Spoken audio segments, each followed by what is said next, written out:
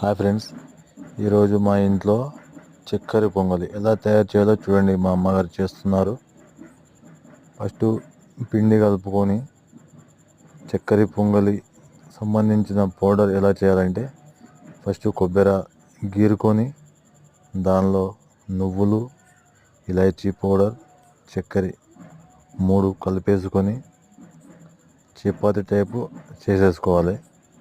అదే బెల్లం కందిపప్పు అయితే లావు ఉంటుంది కాబట్టి, శనగపప్పు అయితే లావు ఉంటుంది కాబట్టి పగిలిపోతుంది. కాబట్టి ఇది చక్కెర పొంగల్ అయితే ఈజీగా అలా కింద కవర్కి ఆయిల్ అప్లై చేసుకొని జస్ట్ మన రొట్టెలా అనుకోవడం అలా ఒత్తేసుకుంటే చక్కెర పొంగల్ రెడీ అయిపోతుంది.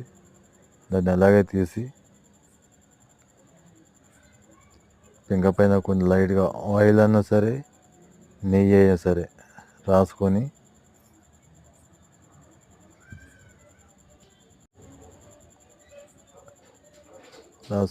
అలా పెనం పైన వేసుకొని వెనకాల సైడు ముందు సైడు కాల్చుకుంటే అయిపోతుంది.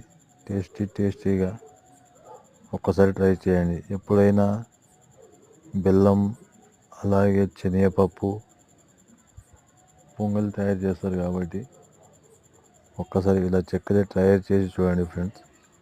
సూపర్ టేస్టీగా ఉంటుంది, సూపర్ క్రిస్పీగా ఉంటుంది. ఇక్కడ కూడా ఇంత చినిగిపోవడం కానీ పగిలిపోవడం కానీ కాదు. నా వీడియో చాలామంది చూస్తున్నారు కానీ సబ్స్క్రైబ్ చేసుకోవట్లేదు ఫ్రెండ్స్. కొంచెం సబ్స్క్రైబ్ చేసుకోండి ప్లీజ్.